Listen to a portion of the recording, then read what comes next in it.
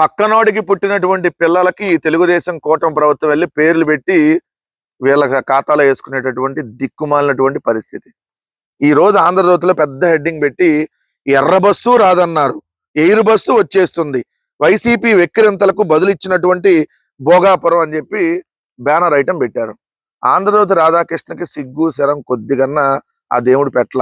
అంటే అలానే పుట్టించాడు బేసిక్ గా. కొంతమంది అలానే పుట్టిస్తా ఉంటాడు, ఇక జీవితాంతం వాళ్ళు అంతే. ఆ కోటాలో ఆంధ్రజ్యోతి రాధాకృష్ణ కూడా ఒకడు. ఇక్కడ హెడ్డింగ్ చూడండి పెట్టి, నేవీ నియంత్రణలో ప్రస్తుత విశాఖ ఎయిర్పోర్టు, వారు అనుమతించిన మేరకే పౌర విమానాలు, కొత్త అంతర్జాతీయ విమానాశ్రయం అవసరము, దీనిపై 1997లోనే చంద్రబాబు నాయుడు ఆలోచన చేశాడంట.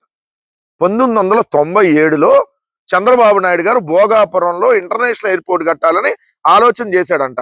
97లో ఆలోచన చేసి 97లో ఎక్కడ పడుకున్నారు, 98లో ఏడబడుకున్నాడు, 99లో ఏడబడుకున్నాడు, 2004 దాకా ఎక్కడ పడుకున్నాడు, ఆయనే కదా ముఖ్యమంత్రి. మరి 2018 దాకా ఏడబడుకున్నాడు. మరి 2019లో దిగిపోయే ముందు కూడా తెలియలేదు ఆయనకి.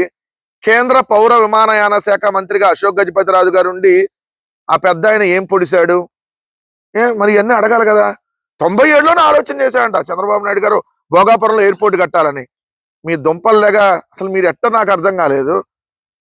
సెల్ ఫోన్ నేనే కనిపెట్టా, ఈ ప్రపంచంలో మనుషులను నేనే తయారు చేస్తున్నా, హైదరాబాద్ ని ప్రపంచ పటంలో పెట్టా, భోగాపురం ఇంటర్నేషనల్ ఎయిర్పోర్ట్ ని 97లోనే కట్టాలని చంద్రబాబు నాయుడు గారు ఆలోచన చేశాడంట. 97లో ఆలోచన చేసి ఇప్పుడు దాకా కట్టలా. మరి ఎందుకు కట్టలేదు రాయాలి కదా మిస్టర్ ఆంధ్రజ్యోతి రాధాకృష్ణ. అది మీరు రాయరు.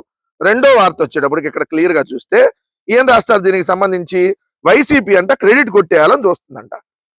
వైసీపీ క్రెడిట్ కొట్టేయాలని చూస్తుందంట. మీరు అసలు ఎలా వార్తలు రాస్తారు?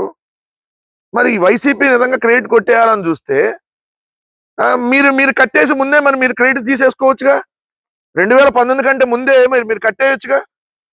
భోగాపురం ఇంటర్నేషనల్ ఎయిర్పోర్ట్ కు సంబంధించి, అంటే భోగాపురం అంతర్జాతీయ విమానాశ్రయానికి సంబంధించి ఎలక్షన్స్ కి 2 నెలల ముందు చంద్రబాబు నాయుడు గారు ఉత్తుత్తి శంకుస్థాపనలు చేస్తా ఉంటాడు.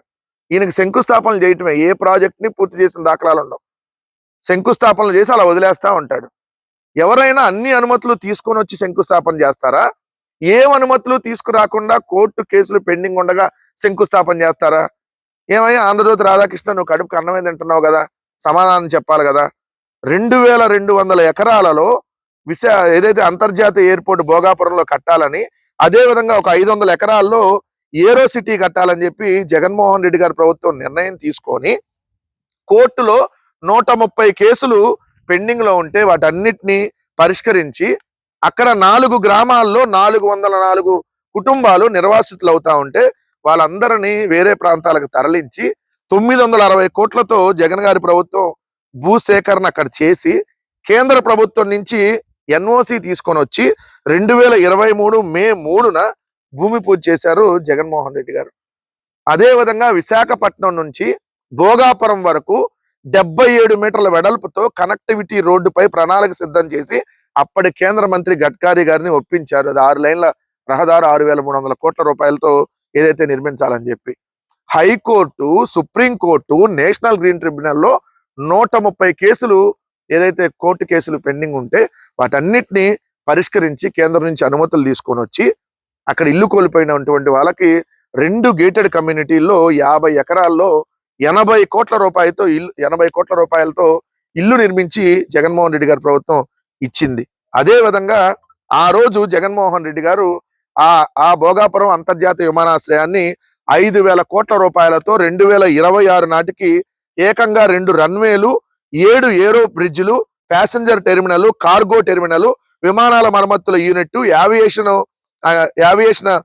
ఎకానమీ, యానిమల్ క్వారంటైన్, ఇలా అనేక సదుపాయాలతో పూర్తి చేయాలని చెప్పి 36 నెలల్లో పూర్తి చేస్తానని చెప్పి జిఎంఆర్ గారు చెప్తే, లేదన్నా 24 నెలల నుంచి 30 నెలల్లో పూర్తి చేయాలి, కొద్దిగా తొందరగా పూర్తి చేద్దామంటే ఎస్ 30 నెలల్లో పూర్తి చేస్తామని చెప్పి ఆ రోజు జిఎంఆర్ గారు చెప్పటం, జగన్మోహన్ రెడ్డి గారు ఉన్నప్పుడే ఎర్త్ వర్క్ పనులు 99.58%, ఎయిర్పోర్ట్ రన్వే పనులు 78.07%, ట్యాక్సీ వే పనులు 55.10%, పీటీబీ పనులు 46.11%, ఏటీసీ వర్క్ 53.09%, ఇతరత్ర భవనాలు 34.16%, మొత్తంగా కీలక నిర్మాణాలని 56% జగన్ గారు ఉన్నప్పుడే పూర్తయితే ఈ రోజు మీరు క్రెడిట్ కొట్టేస్తా సిగ్గు లేకుండా మళ్ళీ వార్త రాస్తారా?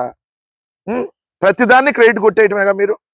జగన్ గారు తీసుకొచ్చిన వాటికి పేర్లు మారుస్తారు, లేదంటే జగన్ గారు తీసుకొచ్చిన వాటికి ఏదైతే డైరెక్ట్ గా మీ ఖాతాలో వేసుకోవడం కోసం ఏదైతే ఇలా క్రెడిట్ చోరీ పాల్పడతారు, లేదంటే ప్రైవేట్ పరం చేసేస్తారు. ఇదే కదా మీరు చేసేది.